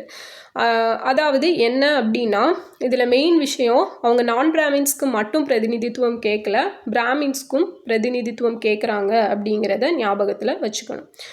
அடுத்தது நிராகரிப்பு. ஸோ நீதி கட்சியின் கோரிக்கைக்கு சென்னை மாகாண சங்கமும் ஆதரவு அளித்தது. ஏன்னா அழிச்சு தானே ஆகணும், அவங்க வந்து நான் பிராமினுக்கு சப்போர்ட் அப்படின்னு சொல்கிற பட்சத்தில் இவங்க சொல்கிற விஷயத்தை ஆதரித்து தான் ஆகணும். ஸோ கேசவ பிள்ளை சென்னை மாகாண காங்கிரஸ் கமிட்டி உறுப்பினர்களின் ஒப்புதலை பெற்று தருவதில் வெற்றி பெற்றார். ஸோ சென்னை ராஜதானி ஆளுநராக இருந்த பாரன் பென்ட்லாண்ட் அப்படிங்கிறவர் இந்த முயற்சிக்கு ஆதரவளித்தார். மெயில் பத்திரிகையும் வகுப்புவாரி பிரதிநிதித்துவ கோரிக்கைக்கு ஆதரவாக எழுதியது. ஸோ எல்லாருமே இதுக்கு சப்போர்ட் பண்ணுறாங்க. ஆனால் மாண்டேகு இந்த கோரிக்கையை ஏற்கவில்லை. ஸோ எல்லாரும் ஓகே சொல்லிட்டாங்க. பட் மாண்டேகு தானே ஓகே சொல்லணும். பட் அவரே ஓகே சொல்லவே இல்லை. அவர் வெளியிட்ட இந்திய அரசியலமைப்பு சீர்திருத்தங்கள்லையும் இது ரிலேட்டடான எந்த ஒரு விஷயமும் இடம்பெறவில்லை. அடுத்தது லண்டனில் Nair. So TM Nair 1918 London போகிறாரு. ஓகேவா? இங்கேருந்து அனுப்பி வைக்கிறாங்க டிஎம் நாயரை. நீதி கட்சியினர் சேர்ந்து தான் அனுப்பி வைக்கிறாங்க. ஸோ அவர் வந்து அங்கே இருந்துகிட்டே இங்கே இருக்கிற பத்திரிகைகளுக்கெல்லாம் கட்டுரையெல்லாம் எழுதியிருப்பார், பாராளுமன்ற உறுப்பினர்கள்ட்ட உரையாற்றியிருப்பார், துண்டு பிரசுரங்களெல்லாம் வெளியிட்டிருப்பார். இந்த மாதிரி நிறைய விஷயங்களை லண்டனில் போய் பண்ணியிருப்பார். அடுத்தது சவுத்பரா கமிட்டி. ஸோ சவுத்பரா கமிட்டி அப்படிங்கிறது மாண்டேகு திட்டத்தின் அடிப்படையில் வாக்குரிமை வரைவு திட்டம், ஃப்ரான்ச்சைஸ் ஃப்ரேம் ஒர்க் அப்படிங்கிறத தயாரிக்கிறதுக்காக தான் சவுத்பரா கமிட்டி வந்து நியமிக்கப்பட்டுச்சு. நமக்கு புக்கில் கொடுத்துருப்பாங்க 12th INMல சவுத்பரா கமிட்டி ஒன்று அமைச்சிருப்பாங்க அப்படின்னு. ஸோ அதோட ரீசன் என்னென்னா, இந்த வாக்குரிமை வரைவு திட்டத்துக்காக அமைக்கப்பட்டது தான். ஸோ இதில் வந்து எல்லா மக்களோட கருத்துக்களையும் கேட்டறியணும் அப்படின்னு சொல்லி ஒரு கோரிக்கை வந்து இருந்துச்சு, ஒரு விஷயம் இருந்துச்சு. ஆனால் நாயர் அக்கமிட்டியில் VS ஸ்ரீனிவாச சாஸ்திரி, சுரேந்திரநாத் பானர்ஜி மட்டுமே இடம்பெற்றிருந்தனர். பிராமணர் அல்லாதார் சார்பில் எவரும் இடம் பெறலை அப்படின்னு சொல்லி நாயர் வந்து அந்த கூட்டத்தையவே புறக்கணிச்சிருப்பார். ஓகேவா? ஸோ இவர் வந்து 6 மாதம் லண்டனில் தங்கி இருந்திருப்பார். அந்த டைமில் இந்த இந்தியர் அல்லாத, குறிப்பாக பிரிட்டிஷ் பாராளுமன்ற உறுப்பினர் இவங்களோட ஆதரவெல்லாம் பெறுறதில் வெற்றி பெறாரு. அடுத்தது கூட்டு தேர்வுக்குழு 1919. ஸோ இதுதான் வந்து குரூப் 1ல் கேட்ட கொஷினு. மாண்டேகு சீர்திருத்தத்தோட அடிப்படையில் இந்திய அரசாங்க சட்டம், கவர்மெண்ட் ஆஃப் இந்தியா ஆக்ட் இருக்கு இல்லையா, ஸோ அதை இறுதி செய்கிறதுக்காக அதோட கருத்துக்களெல்லாம் பரிசீலிக்கணும் அப்படிங்கிறதுக்காக தான் இந்த ஜாயிண்ட் செலக்ட் கமிட்டி, கூட்டு தேர்வுக்குழு அப்படிங்கிறது 1919 வந்து அமைக்கப்படுது. ஸோ அந்த கூட்டத்தில் பங்கேற்கிறதுக்காக ஒரு நீதி கட்சியோட தூதுக்குழு வந்து லண்டன் போகிறாங்க. ஸோ அந்த குழுவில் யாரெல்லாம் இருந்தாங்க அப்படிங்கிறது தான் group 1 question. So Arcot Ramasamy Mudaliar, Kurma Venkata Reddy Naidu, Ghogha Appa Rao, SK Tulsiram. ஓகேவா? ஸோ இவங்க 4 பேரும் தான் அனுப்பப்படுறாங்க. ஸோ இதில் இந்த கூர்ம வெங்கட ரெட்டி நாயுடு தான் வந்து 1937 ராஜாஜி வர்றதுக்கும், ராஜாஜி சிஎம்மாக இருப்பார்ல, அதுக்கு முன்னாடி ஒரு பர்டிகுலர் ரொம்பவே கம்மியான டேஸ் வந்து சிஎம்மாக இருந்திருப்பார். Okay fine. அப்போ இவங்க 4 பேரையும் நல்லா ஞாபகம் வச்சுக்கோங்க. ஆல்ரெடி கேட்டாங்க இந்த கொஷினை, அதனால் பரவாயில்ல, ஞாபகம் வச்சுக்கோங்க. அடுத்தது, இத்தூதுக்குழு அல்லாமல் அகில இந்திய நிலச்சுவான்தார்கள் சங்கம் மற்றும் சென்னை ஜமீன்தார் சங்கம் சார்பாக ராமராயனிங்கரும் லண்டன் சென்றார் அப்படின்னு சொல்லி கொடுத்துருக்காங்க. யார்? நம்ம பனகலரசரும் போகிறாரு. இத்தேர்வுக்குழு கூட்டத்தில் கலந்து கொள்வதாக இருந்த டாக்டர் நாயர் இறந்துட்டார். எப்போ? 1919 ஜூலை 10. ஸோ அவருக்கு பதிலாக ரெட்டி நாயுடு வந்து கலந்து கொள்ள அனுப்பப்படுறாரு. ஓகேவா? அடுத்தது, மெஸ்டன் நடுவர் தீர்ப்பு 1920. நீதி கட்சியின் இடைவிடாத நம்பிக்கையுடன் கூடிய நடவடிக்கைகளின் விளைவாக கூட்டு தேர்வுக்குழு வந்து அதோட முக்கிய பரிந்துரையை அறிவிக்குது. ஸோ அதன்படி என்ன அப்படின்னா, சென்னையில் வந்து பிராமின்ஸ் நான் பிராமின்ஸ்க்கு வகுப்புவாரி பிரதிநிதித்துவம் கொடுக்கணும் அப்படிங்கிறது தான் அதோட அறிக்கை, அதோட பரிந்துரை. அடுத்து, சமரச உடன்பாடு. ஸோ கூட்டு தேர்வுக்குழுவின் பரிந்துரையை பற்றி விவாதிப்பதற்காக சென்னையில் நீதி கட்சி, காங்கிரஸ், சென்னை மாகாண சங்கம் இந்த கட்சிகள் வந்து தொடர்ந்து விவாதம் நடந்துகிட்டே இருந்துச்சு. ஸோ இதோட விளைவாக ஒரு சமரச உடன்பாடு எட்டப்படுது. ஓகே. ஸோ பிரபல பிரிட்டிஷ் ஆங்கில அதிகாரியான பேரன் மெஸ்டன், யார்? பேரன் மெஸ்டன் இந்த சமரசத்துக்கு பெரிதும் காரணமாக இருந்தார் அப்படின்னு சொல்லப்படுது. ஸோ அந்த ரீசன்னால தான் இந்த உடன்பாடை மெஸ்டன் நடுவன் தீர்ப்பு என்று அழைக்கிறாங்க. இத்தீர்வின்படி 63 பன்மை உறுப்பினர் தொகுதிகள், ப்ளூரல் மெம்பர் கான்ஸ்டியூயன்சி, பிராமணர் அல்லாதோருக்கு ஒதுக்கப்பட்டது.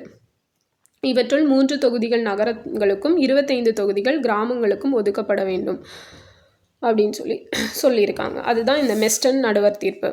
அடுத்தது, ஒத்துழையாமைக்கு ஒத்துழையாமை, ஆங்கிலேயருக்கு ஆதரவு. ஸோ 1919 மாண்டேகு சீர்திருத்தம், ரவுலட் சட்டத்துக்கு எதிராக காந்தி என்ன பண்ணுறாரு? ஒத்துழையாமை இயக்கத்தை துவங்குறாரு. ஓகேவா? ஸோ ரவுலட் சட்டம் என்ன? மக்களை பிடிவாரண்டு இல்லாமல் அரெஸ்ட் பண்ணிக்கலாம் அப்படிங்கிறது. ஸோ இதை வந்து கருப்பு சட்டம் அப்படின்னு சொல்கிறாங்க. அப்போ காந்தி வந்து இதுக்கு எகெயின்ஸ்டாக ஒத்துழையாமை இயக்கத்தை தொடங்குறாரு. ஆனால் தமிழ்நாட்டில் ஒத்துழையாமை இயக்கம் முழு வீச்சுடன் நடைபெற்று கொண்டிருக்கையில் நீதி கட்சி என்ன பண்ணுறாங்க அப்படின்னா, நாங்கள் வந்து சப்போர்ட் பண்ண மாட்டோம் அப்படின்னு சொல்லிடுறாங்க. அதுக்கு மாறாக அக்கட்சி பிரிட்டிஷ் அரசாங்கத்தின் ஆதரவோடு மாண்டேகு சீர்திருத்தத்தின் விளைவாக நடைபெற இருந்த மாநில சட்டமன்ற தேர்தலில் பங்கேற்று எல்லாத்தையும் பெற்றுக்கலாம் அப்படிங்கிற ஒரு முடிவுக்கு வராங்க. ஆனால் காந்தியின் தலைமையின் கீழ் துவங்கப்பட்ட ஒத்துழையாமை இயக்கத்தோடு ஒத்துழைக்கவில்லை. ஓகேவா? ஸோ இந்த ரீசன்னால தான் காங்கிரஸ், ஒத்துழையாமை இயக்கம் இருந்தனால தான் காங்கிரஸ் வந்து அந்த டைமில் எலெக்ஷனில் பார்ட்டிசிபேட் பண்ணியிருக்க மாட்டாங்க. ஸோ காங்கிரஸ் பார்ட்டிசிபேட் பண்ணாதனால நீதி கட்சிக்கு அது ரொம்பவே ப்ளஸ் பாயிண்ட் ஆகி அவங்க வந்து அந்த எலெக்ஷனில் வின் பண்ணியிருப்பாங்க. இதுதான் மெயின் ரீசன். ஓகே. ஸோ அப்போ நீதி கட்சி வந்து ஒத்துழையாமை இயக்கத்துக்கு சப்போர்ட் பண்ணாதது எதனால் அப்படின்னா, நம்ம வந்து இப்போது சப்போர்ட் பண்ணால் நம்ம ஆட்சிக்கு வந்துடலாம். இந்த மாண்டேகு இதுக்கு சப்போர்ட் பண்ணி எலெக்ஷனில் நின்னா நம்ம ஆட்சிக்கு வந்து, ஸோ ஆட்சிக்கு வந்தால் நம்ம நினச்சதை பண்ணிக்கலாம் அப்படிங்க. ஸோ இதுதான் வந்து அந்த மாற்றம் வேண்டுவோர் மாற்றம் வேண்டாதார் அப்படின்னு சொல்லி அந்த 1923 சேம் ப்ராப்ளம் தான் வரும். ஓகேவா?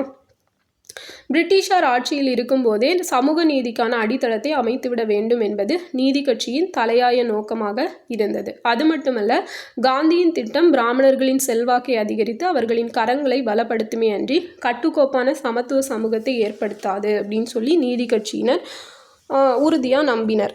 ஓகேவா? ஸோ அதே மாதிரி காந்தி என்னன்னு சொல்கிறாங்கன்னா, குழப்பத்தின் குருநாதர் அப்படின்னு சொல்லி நீதி கட்சி சொல்லிடுறாங்க ஒரே வார்த்தையாக. பிரச்சார பீரங்கிகள். ஸோ நீதி கட்சியோட பிரச்சார பீரங்கிகள் என்ன? அவங்களோட 3 பத்திரிக்கை தான், ஜஸ்டிஸ், திராவிடன், ஆந்திர பிரகாசிகா. ஸோ இது 3மே ஒத்துழையாமை இயக்கத்துக்கு எகெயின்ஸ்டாக கருத்துக்களை எழுதுகிறாங்க. மரியதாஸ் ரத்னசாமி என்ற நீதி கட்சி பிரமுகர் மகாத்மா காந்தியின் அரசியல் தத்துவம் என்ற பிரசுரத்தில் காந்தியையும் அவரது ஒத்துழையாமை இயக்கத்தையும் கடுமையாக விமர்சிக்கிறார். அதே போன்று மற்றொரு நீதி கட்சி தலைவரான ரெட்டி நாயுடு காந்தியின் இயக்கத்துக்கு எதிராக சூறாவளி சுற்றுப்பயணம் மேற்கொண்டார். ஸோ காந்திக்கு இத்தனை பேர் எகெயின்ஸ்டாக இருந்திருக்காங்க. காந்தி மீதான அவநம்பிக்கை. ஸோ நீதி கட்சி காந்தி மீது கொண்டிருந்த அவநம்பிக்கைக்கான காரணம் என்ன அப்படின்னா, காந்தி வந்து ஒரு நான் பிராமின்.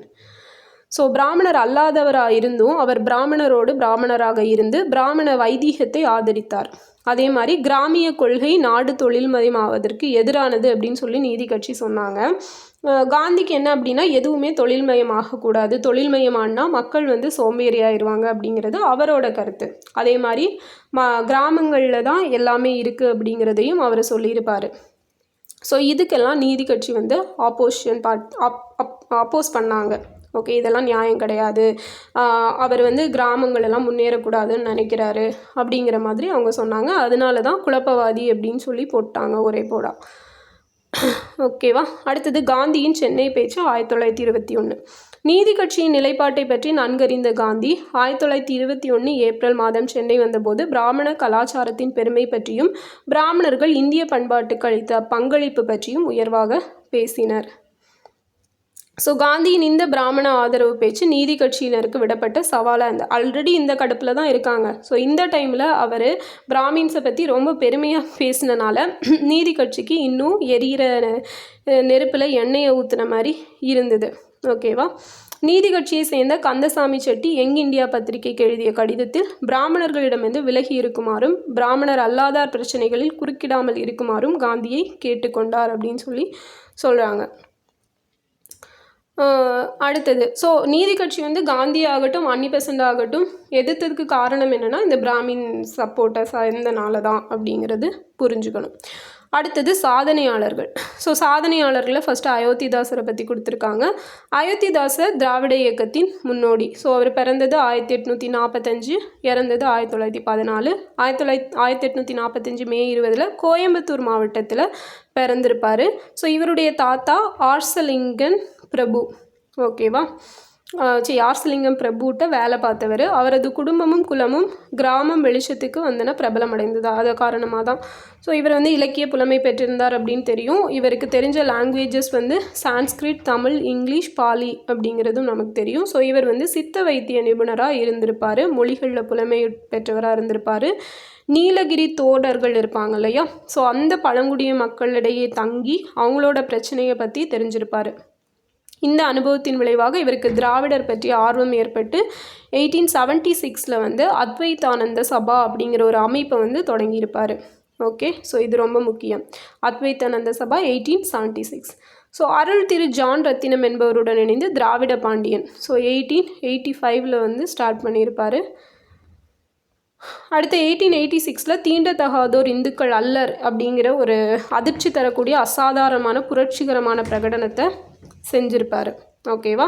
1891 திராவிட மகாஜன சபை அப்படிங்கிற அமைப்பை தோற்றுவிச்சு 1891 மக்கள் கணக்கீட்டின் போது தலித்துக்கள் தங்களை சாதியற்ற திராவிடர் அப்படின்னு சொல்லி தெரிவிக்கணும் அப்படின்னு சொல்லி வேண்டுகோள் விடுத்துட்ருப்பார். அயோத்திதாசரின் வரலாற்று பார்வை வித்தியாசமாக இருந்தது. பண்டைய பறையர் அவர் வந்து என்ன சொன்னார்னா, பண்டைய பறையர்கள் பௌத்தர்கள் அப்படின்னும் நில சொந்தக்காரர்கள் என்றும் அவருடைய நிலத்தை வெளியிலிருந்து வந்த அயலவ ஆரியர்கள் திருடி கொண்டார்கள் அப்படின்னு சொல்லி சொல்கிறாரு. ஓகேவா. அதே மாதிரி இலங்கைக்கு போயிட்டு 1898 சாக்கிய புத்த சங்கம் அப்படிங்கிற ஒன்றை தொடங்குறாரு. ஹெச்எஸ் ஆல்காட்டோட ஒரு உந்துதலோட அடிப்படையில் தான் இதை வந்து ஆரம்பிச்சிருப்பார். ஓகேவா.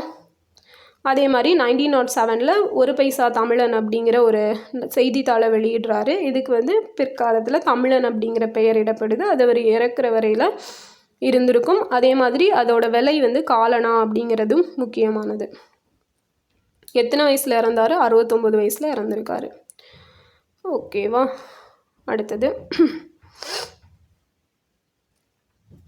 தேசிய சித்த வைத்திய ஆராய்ச்சி மையத்தை சென்னையில் தோற்றுவிக்க வேண்டும் என்ற கோரிக்கையை விடுத்தார். ஓகே, ஸோ இவரை தொடர்ந்து இந்திய குடியரசுக் கட்சி தலைவரான சேக்கு தமிழரசன் சித்த வைத்திய ஆராய்ச்சி மையத்தை தூக்க வேண்டும் என்று போராட்டினார். இதன் விளைவாக 2005 செப்டம்பர் 3 சென்னையில் சித்த வைத்திய ஆய்வு மையம் இந்திய பிரதமர் மன்மோகன் சிங்கால் திறந்து வைக்கப்பட்டது. இது முக்கியமானது தான். 2005 செப்டம்பர் 3 அப்படிங்கிறத ஞாபகம் வச்சுக்கோங்க. சித்த வைத்திய ஆய்வு மையம் சென்னையில். ஸோ இவரை நமக்கு தெரியும். அம்பேத்கர், பெரியார், ஈவேராவாகட்டும், உதித்ராஜ், திருமாவளவன், ஸோ எல்லாருக்கும் ஒரு முன்னோடி அப்படின்னா அயோத்திதாசர் தான் இல்லையா. தென்னிந்திய சமூக சீர்திருத்தத்தோட தந்தை அப்படின்னு அழைக்கப்படக்கூடியவர். அடுத்தது ரெட்டைமலை ஸ்ரீனிவாசன். இவர் வந்து ஆக்சுவலாக 1859 இவரோட correct date of birth. 1859 to 1945 வரைக்கும் இருந்திருப்பார். ரெட்டைமலை ஸ்ரீனிவாசனை நம்ம தாத்தா அப்படின்னு சொல்லுவோம். ஸோ இவர் வந்து தலித்தோட முன்னேற்றத்தில் ஆழ்ந்த அக்கறை கொண்டவர். தலித் இயக்க முன்னோடி. 31வது வயதில் பறையர் மகாஜன சபை அப்படிங்கிறத ஆரம்பிக்கிறாரு. அதாவது 1891 தொடங்கியிருப்பார். அதுக்கப்புறம் அதை வந்து அயோத்திதாசருக்கு அப்புறமா அவர் வந்து திராவிட மகாஜன சபை தொடங்கியிருப்பார்ல. ஸோ அதை ஒரு மாடலாக வச்சு 1893 ஆதி திராவிட மகாஜன சபை அப்படிங்கிறத ஸ்டார்ட் பண்ணியிருப்பார். ஸோ இவரது அமைப்புடன் திராவிடர் என்ற சொல்லை இணைத்து கொண்டது குறிப்பிடத்தக்கது. ஸோ 1893 பறையன் என்ற 4 பக்க மாத செய்தி பத்திரிகையை தொடங்கியிருப்பார். ஸோ இதனால் இவருக்கு வழக்கு தொடரப்பட்டு 100 ரூபாய் அபராதம் அப்படிங்கிறது விதிச்சிருப்பாங்க. அந்த டைமில் 100 ரூபாய் அப்படிங்கிறது ரொம்ப பெரிய விஷயம். அடுத்தது நீதி கட்சி ஆதரவாளர். ரெட்டைமலை ஸ்ரீனிவாசன் நீதி கட்சியின் பிராமணர் அல்லாதார் இயக்கத்தை ஆதரித்தார். 1917 சென்னையில் நடைபெற்ற முதல் பிராமணர் அல்லாதார் மாநாட்டில் கலந்து கொண்டார். மாநில மாநாடு ஒன்று நடந்துச்சுன்னு பார்த்தோம் இல்லையா, அதில் வந்து ரெட்டைமலை ஸ்ரீனிவாசன் வந்து பங்கேற்றிருப்பார். அதே மாதிரி இவரை வந்து விடுதலை போராளி அப்படின்னு சொல்கிறாங்க. இந்திய விடுதலை போராட்டத்தில் பங்கேற்றார். அதே மாதிரி 1930 வட்டமேசை மாநாடு நடந்திருக்குள்ள, அந்த டைமில் அம்பேத்கரோட சேர்ந்து இவரும் பார்ட்டிசிபேட் பண்ணியிருப்பார். அதுக்கப்புறம் MC ராஜா, அம்பேத்கர் ஆகியோர் 1932 காந்தி துவக்கிய தீண்டத்தகாத ஒரு ஊழியர் சங்கத்தில் சேர்ந்து விரைவிலேயே அந்த அமைப்பிலிருந்து விலகி கொண்டனர். ரெட்டைமலை ஸ்ரீனிவாசன் அம்பலத்தார் உதவியுடன் சென்னை மாகாண பட்டியலிடப்பட்டோர் கூட்டமைப்பு அப்படிங்கிற ஒரு கூட்டமைப்பை வந்து தொடங்குறாரு அம்பலத்தாரோட உதவியோட. ஸோ இவரை பற்றி மெயினாக சொல்லணும் அப்படின்னா, மத்திய அரசு இவர் நினைவாக அஞ்சல் தலை வெளியிட்டிருக்கு. ஒட்டேரி அப்படிங்கிற பிளேஸில் உரிமை களம் அப்படிங்கிற பெயரில் இவருக்கு வந்து ஒரு நினைவு மண்டபம் கட்டியிருக்காங்க. இவரோட சிலை 2009 திறந்து வச்சுருக்காங்க. ஓகேவா. அதே மாதிரி ரெட்டைமலை ஸ்ரீனிவாசன் நினைவாக சென்னை காந்தி மண்டபத்துக்கு அருகே ஒரு மணி மண்டபமும் இவருக்கு அமைக்கப்பட்டிருக்கு. அடுத்து doctor C. Natesa Mudaliar. So Natesan இவர் சென்னை திருவல்லிக்கேணியில் வேளாளர் குடும்பத்தில் பிறந்தவர். பள்ளி படிப்பை முடித்த பின் சென்னை பிரசிடென்சி கல்லூரியில் பட்டப்படிப்பை முடிச்சிருப்பார். இந்த ப்ரொஃபஸராகவும் பணியாற்றியிருப்பார். அதுக்கப்புறம் மருத்துவக் கல்லூரியில் சேர்ந்து மருத்துவக் கல்லூரி மாணவராக இருந்தபோதே பிராமணர் அல்லாதோர் நலனில் ஆர்வம் காட்டினார். ஓகேவா. ஸோ இவர் வந்து ப்ரொஃபஸர் கம் டாக்டர் அப்படிங்கிறத ஞாபகம் வச்சுக்கோங்க, கேட்பாங்க. சென்னை திராவிடர். மருத்துவ படிப்பை முடித்த பின் சென்னை ஐக்கிய கூட்டமைப்பை துவக்கினார். 1912 ஃபர்ஸ்ட்லேயே பார்த்துருப்போம். ஸோ இக்கூட்டமைப்பில் பல அரசாங்க அலுவலர்கள் சேர்ந்தனர். இது சென்னை திராவிடர் சபை அப்படின்னு சொல்லி 1914 நேம் சேஞ்ச் பண்ணப்படுது. பிராமணர் அல்லாத மாணவர்களுக்காக திராவிட தங்கும் விடுதி அப்படிங்கிற ஒன்றையும் ஸ்டார்ட் பண்ணுறாரு. ஸோ இதுதான் சென்னையில் திராவிட மாணவர்களுக்காக நடத்தப்பட்ட முதல் விடுதி. அடுத்தது சமரச செல்வர். ஸோ பிராமணர் அல்லாதோர் முன்னேற்றத்தில் அக்கறை கொண்ட மருத்துவர் நடேச முதலியார் சென்னை வாழ் பிராமணர் அல்லாத பிரமுகர்களை ஒன்று சேர்க்கும் முயற்சியில் ஈடுபடுறாரு. சென்னை மாநகராட்சியில் பிரபலமாக திகழ்ந்த 2 துருவங்களாக செயல்பட்டு வந்த பிரபலங்கள் யார்? PT தியாகராய செட்டியும் TM நாயரையும் ஒரு அணியில் வரும் முயற்சியில் வெற்றி பெற்றார். ஓகேவா. இவங்க தானே சேர்ந்து நீதி கட்சி ஸ்டார்ட் பண்ணுறாங்க. PT Thyagaraya, TM Nair, Natesa Mudaliar. தோற்றகர்த்தா Natesa Mudaliar, TM Nair இவங்கெல்லாம் சேர்ந்து தான் என்ன பண்ணுறாங்க, எத்திராஜ் முதலியாரின் இல்லத்தில் கூடி சென்னையில் நம்ம வந்து ஒரு அமைப்பை வந்து உருவாக்கணும் அப்படின்னு சொல்லி விவாதித்து அந்த சவுத் இந்தியன் லிபரல் ஃபெடரேஷனும் அது ஜஸ்டிஸ் பார்ட்டி தோன்றதுக்கு முக்கிய காரணமாக இருக்காங்க. அது மாதிரி நடேச முதலியார் இவர் வந்து நடுநிலை தவறாதவர். ஓகேவா. பிராமணர் அல்லாதார் நலனில் நாட்டம் கொண்டவர்.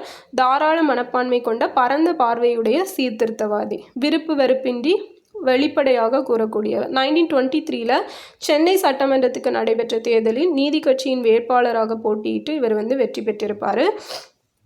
ஸோ பனகலரசர் அவரது அமைச்சர்களின் செயல்பாடுகளை விமர்சிக்க, ஸோ என்ன தான் இவர் நீதி கட்சியில் இருந்தாலுமே ஒரு நியாயம் இல்லாத விஷயத்த செஞ்சால் அதுக்காக இவர் குரல் கொடுத்துருக்காரு. அதனால தான் இவரை நடுநிலை தவறாதவர் அப்படின்னு சொல்கிறாங்க. தீரர் சத்தியமூர்த்தியின் தலைமையில் சிறப்பாக செயல்பட்ட சுயராஜ்ய கட்சியின் சாதனைகளை ஸோ என்ன தான் வேறு கட்சியில் இருந்தாலும் சிறப்பாக செயல்பட்டவங்களையும் இவர் வந்து பாராட்ட தவறுனதில்லை. நீதியை நிலைநாட்டியவர். ஸோ நடேச முதலியாரின் நடவடிக்கைகளின் விளைவாக நீதி கட்சியினர் அரசியல் அமைப்பினர் என்றும் அமைச்சரவையினர் என்று 2 பிரிவுகளாக செயல்படலாயினர். ஸோ நடேச முதலியார் அரசியல் அமைப்பாளர்களின் தலைவராக திகழ்ந்தார். 1927 கோவையில் நடைபெற்ற பிராமணர் அல்லாதார் மாநாட்டில் 2 பிரிவினருக்கும் இடையே மோதல் ஏற்பட்டு நீதி கட்சி வந்து பிளவுபட்டிருக்கும். ஆனால் பின்னாடி வந்து சேர்ந்துருவாங்க. ஸோ ஜஸ்ட் ஒரு டெம்பரரி பிரிவாக இருந்திருக்கும். அந்த மாநாட்டுக்கு தலைமை தாங்கினது இவர் தான். ஓகேவா? ஸோ அப்போ இந்த விஷயம் தெரிஞ்சுக்கோங்க. 27 நடந்த கோவை மாநாட்டில் வந்து 2 நீதி கட்சிக்கு இடையில் பிளவு நடைபெற்றுச்சு. ஸோ அதோட ஹெட்டாக இருந்தது நடேச முதலியார். ஆனால் பின்னாடி அவங்க சேர்ந்துருப்பாங்க அப்படிங்கிறத ஞாபகம் வச்சுக்கோங்க. 1929 தான் இவர் தலைவராக இருந்திருப்பார். ஓகேவா?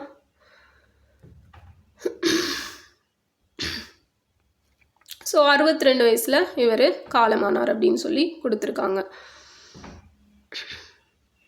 நெக்ஸ்ட்டு சமரச சித்தர். நடேச முதலியார் சமரச சித்தர் அப்படிங்கிறத நம்ம பார்த்துட்டோம். ஏன் ரீசனும் பார்த்தோம். அடுத்தது doctor TM Nair. So TM Nair பேரை கேட்டாலே தெரியுதுல, கேரளாவில் பாலக்காட்டில் உள்ளவர். திருவூர் மாதவன் நாயர் அப்படின்னு சொல்லி இவரை சொல்கிறாங்க. இவரது தந்தை வந்து சிங்கீசம் வீட்டில் சங்கரன் நாயர் திருவூரில் துணை ஆட்சியாளராக பணியாற்றியவர். ஓகேவா? ஸோ ஒரு ஃபேமிலி வந்து ஃபுல் அண்ட் ஃபுல் எல்லாருமே வந்து நல்லா ஒரு எஜுகேட்டட் ஃபேமிலி அப்படிங்கிறத கொடுத்துருக்காங்க. இவரும் வந்து மருத்துவ மேதை. ஓகேவா? ஸோ மருத்துவம் படித்தார். இதில் நமக்கு பெருசாக இம்பார்ட்டண்ட் எதுவும் இல்லை. காங்கிரஸ்காரர். சென்னை திரும்பிய இந்த நாயர் என்ன பண்ணுறாரு அப்படின்னா, காங்கிரஸ் மாநாடுகளில் பங்கேற்று இந்திய மருத்துவ அதிகாரிகளோட அவல நிலை இதை பற்றியெல்லாம் பேசுகிறாரு. அதே மாதிரி ஆங்கில அரசாங்கத்தோட அக்கறையின்மை மருத்துவத்துறையில் எந்த அளவுக்கு இருக்குது அப்படிங்கிறதையும் இவர் பேசுகிறாரு. அப்போது இவரும் மாதவன் நாயரும் டாக்டர் தான், நடேச முதலியாரும் டாக்டர் தான். 1907 சித்தூரில் நடைபெற்ற மாவட்ட காங்கிரஸ் கூட்டத்துக்கு தலைமை தாங்கினார். அப்போ நாயர் எப்போ காங்கிரஸ் கூட்டத்துக்கு தலைமை தாங்கினாருன்னு கேட்டால் 1907. ஸோ எங்கே நடந்தது? சித்தூரில் நடந்தது. சகலகலா வல்லவர். டிஎம் நாயர் 12 ஆண்டுகள் சென்னை மாநகராட்சி உறுப்பினராக பணியாற்றினார். 1904 16 வரைக்கும். திருவல்லிக்கேணியிலிருந்து தேர்ந்தெடுக்கப்பட்ட அவர் நகராட்சி பிரச்சனை, குறிப்பாக குடிநீர் விநியோகம் பற்றிய மக்கள் எதிர்பார்ப்புகள் பற்றி இவர் வந்து பேசுகிறாரு. இதற்கிடையே இவர் இந்திய அரசால் தொழில் கமிஷன் உறுப்பினராக, லேபர் கமிஷனோட மெம்பராக இவர் வந்து நியமிக்கப்படுறாரு 1908. ஓகேவா? ஸோ இந்த மாதிரி எல்லா ஃபீல்டுலேயுமே இவர் இருந்திருப்பார். அதனால தான் இவரை வந்து சகலகலா வல்லவர் அப்படின்னு சொல்லி சொல்கிறாங்க. அதே போல் முதல் உலகப்போர் டைமில் வந்து எஸ்எஸ் மெட்ராஸ் அப்படிங்கிற கப்பலில் மருத்துவ பணியும் செஞ்சுருப்பார். ஸோ இவருக்கு வந்து கெய்சரி ஹிந்த் அப்படிங்கிற பதக்கம் வந்து பிரிட்டிஷ் கவர்மெண்ட் கொடுத்துருப்பாங்க. அதே போல் போர் சேவை பதக்கமும் கொடுக்கப்பட்டுச்சு. நீதி கட்சியில் Nair. So first world war 1914 to 18 அந்த பீரியடில் முடிஞ்சதுக்கப்புறம் டிஎம் நாயர் வந்து அவரது பார்வையை பிராமணர் அல்லாதார் பிரச்சனைகள் பக்கம் திருப்புறாரு. அதுக்கப்புறம் தான் நீதி கட்சியில் வந்து சேர்ந்துக்கிறாரு. ஸோ முதல் பிராமணர் அல்லாதார் மாநாட்டில் கலந்து கொண்ட தியாகராய செட்டி திராவிட நாகரிகத்தின் தனி சிறப்புத்தன்மை பற்றியும் பிறப்பால் மனிதனுக்கு வேறுபாடு இல்லை அப்படிங்கிறத பற்றியும் பேசுகிறாரு. பிறப்புக்கும் எல்லா உயிர்க்கும். ஸோ அதே மாநாட்டில் நாயர், தியாகராய செட்டி, ரெட்டைமாலை சீனிவாசன் ஆகியோர் முன்னிலையில் இவ்வாறு பேசினார். ஓகேவா? யார்? நாயர் வந்து பேசுகிறாரு. இந்தியாவில் 2 இனம் தான் இருக்குது. ஒன்று வந்து சொத்துக்கு சொந்தக்காரரான திராவிடர், 2வது தூங்கும்போது திருடியவர்களை போன்ற ஆரியர்கள் அப்படின்னு. ஸோ இந்த கோட் வந்து மேபி கேட்கலாம். ஓகேவா? அடுத்தது நீதிக்கு ஆசிரியர். ஸோ நீதி அப்படிங்கிற ஆங்கில பத்திரிகைக்கு தலைமை அதிகாரியாக இருந்து இவர் வந்து கருத்து பிரச்சாரம் செய்திருப்பார். அதனால தான் நீதிக்கு ஆசிரியர் அப்படின்னு கொடுத்துருக்காங்க. அதே மாதிரி ஓய உழைப்பாளி, நல்லா ஒர்க் பண்ணுவார். எதுக்கும் சோம்பேறித்தனமாலாம் இருக்க மாட்டார். அதே மாதிரி இவர் வந்து ஆங்கிலேய போன்று உடை அணிந்து ஆங்கிலேய நடைமுறையை பின்பற்றியதால் இவரை வந்து டிஎம் நாயரை வந்து ஆங்கில பித்தர் அப்படின்னு சொல்லி சொல்கிறாங்க. ஓகே, ஆங்கில பித்தர் யாருன்னா டிஎம் நாயர். அடுத்தது பிட்டி தியாகராய செட்டி 1852 to 925. ஸோ இவர் வந்து ஏகத்தூரில் செல்வமும் செல்வாக்குமிக்க தேவாங்க செட்டி குடும்பத்தில் பிறந்தார். இவரது குடும்ப தொழில் கைத்தறி துணி தயாரித்தல், தோல் வணிகம். அதுக்கப்புறம் தியாகராயர் பள்ளி படிப்பை முடித்த பின் சென்னை மாநில கல்லூரியில் சட்டம் பயின்றார். ஸோ இவர் தான் வந்து லா படிச்சிருக்காரு. ஓகேவா? மற்ற 2 பேரும் டாக்டர்ஸ். அதே மாதிரி வக்கீல் தொழிலை விட பொது வாழ்க்கையில் அதிக ஆர்வம் காட்டினார். 1882 1922 வரைக்கும் சென்னை மாநகராட்சி உறுப்பினர் தலைவராக இருந்தார். ஸோ வணிகவேந்தர். தென்னிந்திய வணிக கழகத்தை தோற்றுவித்தார். 1910 21 வரைக்கும் அதில் வந்து தலைவராக பணியாற்றியிருப்பார். திராவிட இயக்கத்தில் தியாகராயர். 1909 சுப்பிரமணியம் புருஷோத்தம், ஸோ இவங்க 2 வழக்கறிஞர்களால் துவங்கப்பட்ட சென்னை பிராமணர் அல்லாதோர் சங்கத்தில் சேர்வதில் தியாகராய செட்டி ஆர்வம் காட்டலை அப்படின்னு சொல்லியிருக்காங்க. ஆனால் 1912 வந்து நடேச முதலியார் ஆரம்பித்த அந்த மெட்ராஸ் யுனைடெட் லீக்கில் சேர்ந்தார். ஓகேவா. அதுக்கப்புறம் பிராமணர் அல்லாதோர் பிரகடனத்தை இவர் தான் வெளியிட்டார், அது நம்ம பார்த்தோம். ஸோ இவரை முடிசூடா மன்னன் அப்படின்னு சொல்கிறாங்க. ஏன்னா 1920 நம்ம ஆல்ரெடி நேற்றே பார்த்துருப்போம், அந்த சென்னை கரண்ட் அஃபேர்ஸ் வீடியோவில் சொல்லியிருப்பேன். சென்னையில் 1000 விளக்கு பகுதியில் ஃபஸ்ட்டு அந்த காலை உணவு திட்டம் அப்படிங்கிறது கொண்டு வந்திருப்பாங்க. அதை மதிய உணவு திட்டமாக கன்வெர்ட் பண்ணியிருப்பாங்க. ஸோ அதுக்கு முக்கிய காரணமாக இருந்தது தியாகராயர் அவர்கள் தான். ஓகேவா. இவரை வெள்ளுடை வேந்தர் அப்படின்னு சொல்கிறாங்க. வெள்ளுடை வேந்தர் யாருன்னா பிட்டி தியாகராயர்.